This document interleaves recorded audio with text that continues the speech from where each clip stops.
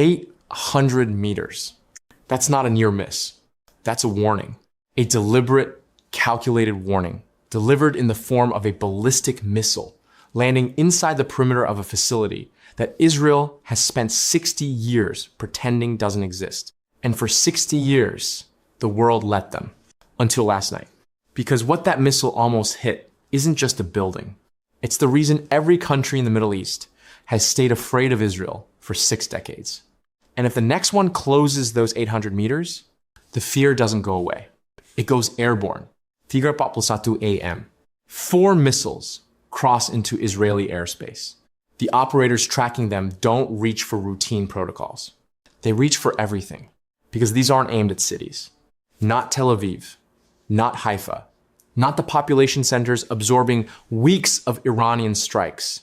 These are going south, past the cities, past the towns, deep into the Negev desert, toward a facility that doesn't appear on tourist maps, toward a site with the most restricted airspace in the country, toward the one place in Israel where a missile landing nearby doesn't just kill people, it poisons the ground for decades.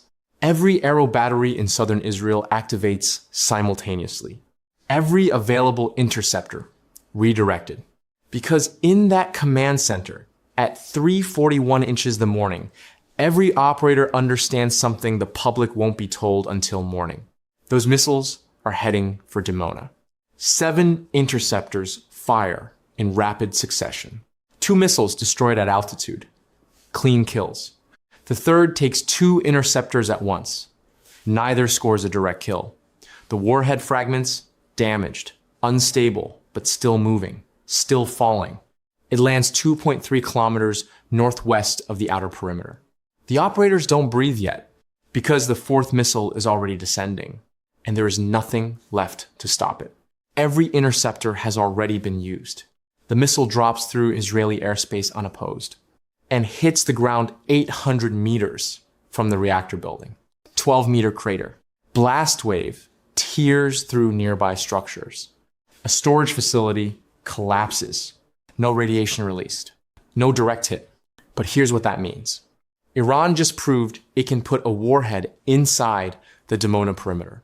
And Israel just proved its defenses can be exhausted. Both of those things are true at the same time, and neither of them goes away. Now you need to understand what Dimona actually is, not the official version, the real one. Because what almost got hit last night isn't a research center. It's the reason Israel has never needed to threaten anyone directly. It just needed them to wonder. The Negev Nuclear Research Center was built in the late 1950s, quietly, with covert French assistance. At its core, the IRR-2 reactor, heavy water, natural uranium, officially rated at 26 megawatts, widely assessed by intelligence agencies to be running between 70 and 150. Official purpose, scientific research. Actual purpose, producing weapons-grade plutonium. Now here's where it gets dangerous. Israel has never confirmed possessing nuclear weapons. Never denied it either. That's the policy. Nuclear ambiguity. No tests, no declarations, no threats. Just silence. And behind that silence, an estimated stockpile of 80 to 400 warheads. Much of it built from plutonium produced at that reactor. The same reactor, a ballistic missile, just landed 800 meters from, but it's not just the plutonium. The facility may also house warhead assembly systems, tritium production for boosted weapons, completed warhead storage. None of it inspected, none of it verified. No international observer has ever walked through those buildings, which means nobody outside Israel knows exactly what's inside, or exactly what gets released if a missile hits the wrong wall. Israel has never signed the Nuclear Non-Proliferation Treaty. It has never submitted Dimona to full international inspection. For 60 years, the world accepted that, because forcing the question seemed more dangerous than the silence. Last night, Iran forced the question anyway, not with diplomacy, with a missile. 6 hours after Impact Vienna, the IAEA convenes an emergency session, and what they release isn't a standard statement. It's a rupture. The agency publicly demands comprehensive safeguards, access to Israel's nuclear facilities, including Dimona. They've asked before, quietly, privately, refused, every time. But this statement isn't quiet. It's issued during an emergency session. It cites active military operations. It uses language the agency has never applied to Israel in public. 3 words that shift everything. Across international boundaries. That phrase is doing something specific. It's telling the world this is no longer Israel's private risk to manage. A reactor breach at Dimona doesn't generate a plume that stops at Israeli borders. Prevailing winds carry it east, into Jordan, into Saudi Arabia, toward populated areas across the region. The IAEA is asserting that Dimona's safety belongs to the international community, regardless of what Israel's policy says. For 60 years, the diplomatic shield held. One missile, 800 meters, and the shield started cracking. Here's what would have happened if that missile had traveled 800 meters further. A direct strike on the reactor building while it's operating could breach primary containment, radioactive coolant released, core exposed, cesium-137, strontium 90, iodine 131 entering the atmosphere. This isn't Chernobyl. The reactor is smaller, the design is different. No graphite moderator to sustain a fire. But don't let that reassure you. The contamination would still cover between 1,000 and 2,500 square kilometers of the Negev. It would reach Beersheba 210,000 people, 40 kilometers to the northwest. It would poison water sources, agricultural land, and military installations across southern Israel. And it would do something no missile, no airstrike, no drone swarm has managed in this entire war. It would end the conventional phase permanently. Once radioactive contamination crosses into neighboring countries, the war stops being Israel versus Iran. It becomes a nuclear emergency that every government on earth is pulled into. Iran doesn't need that to happen. It just needs Israel to know it could. And after last night, Israel knows. Israel responded with 3 statements. Watch how they escalate. The first, military confirmation. Missile impacted. No critical infrastructure damaged. No radiation released. Controlled. The second, from the Prime Minister's office. The strike was called nuclear terrorism. Then came the warning. Any further attack on nuclear facilities will be met with a response of unprecedented magnitude. Every intelligence agency on Earth is reading those 2 words the same way. Unprecedented magnitude doesn't mean more airstrikes. It means Israel is signaling that a reactor breach could trigger a nuclear response, not language Israel uses casually. The third statement rejected the IAEA's inspection demand outright. Refusing inspections in peacetime is one thing. Refusing them while missiles are landing inside your nuclear perimeter is something else. It tells the world that even under these conditions, Israel will not open the door, which raises a question the international community is now asking openly for the first time. If not now, then when? The response didn't stay in Vienna. Iran pushed for a UN Security Council resolution demanding inspections.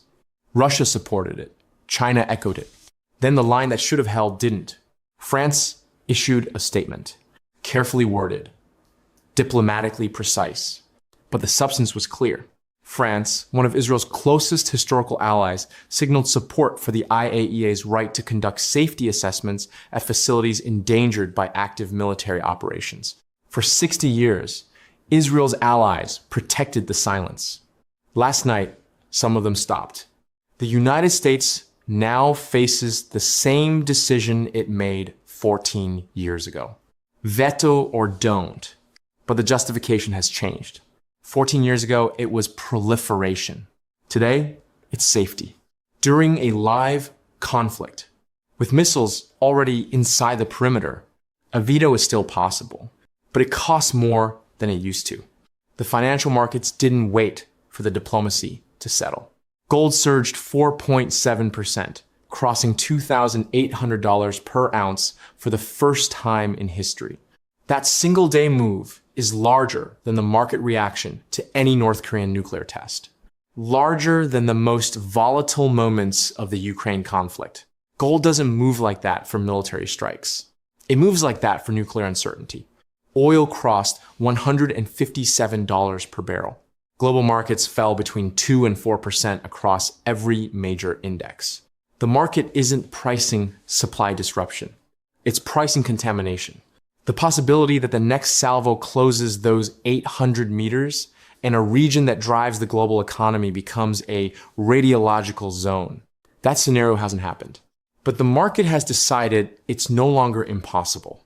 And that decision alone, regardless of what comes next, has a cost measured in trillions. Before last night, this war was catastrophic. But it was recoverable. Missiles destroy infrastructure. Infrastructure gets rebuilt. The math of conventional war is brutal, but it has an endpoint. Radiological contamination doesn't. Land doesn't recover on a human timeline. Water stays compromised for years. The consequences follow the population for decades in cancer rates, in the slow arithmetic of radiation exposure that doesn't announce itself until long after the war ends. Iran didn't destroy Dimona. It demonstrated something more useful, that it can reach it. And here's the trap it's built. Iran doesn't need to hit the reactor to change this war. Every future salvo now carries an implicit message. We know where it is. We've proven we can get there. And next time, we might not miss. That threat, the threat of contamination, not from Iranian weapons, but from Israel's own reactor, is leverage no conventional military operation could generate.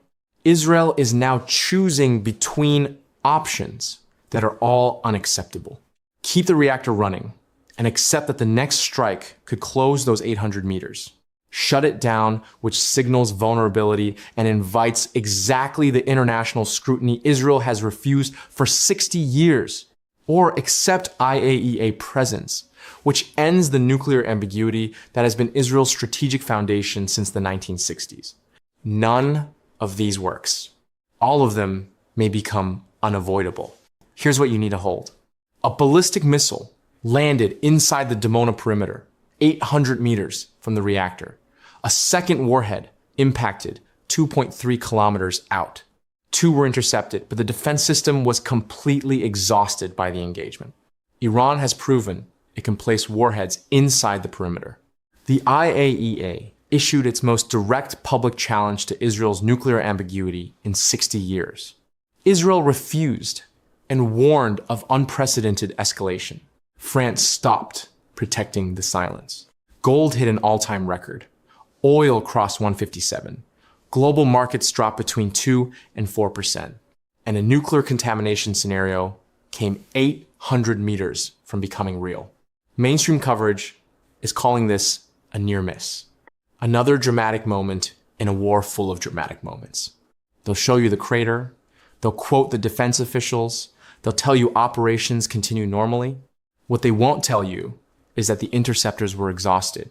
What they won't tell you is that the IAEA just cracked open 60 years of nuclear silence. What they won't tell you is that gold didn't hit a record because of a crater. It hit a record because the next missile might be 800 meters more accurate. And they won't ask the question every nuclear safety analyst is sitting with this morning. What happens when the salvo is larger?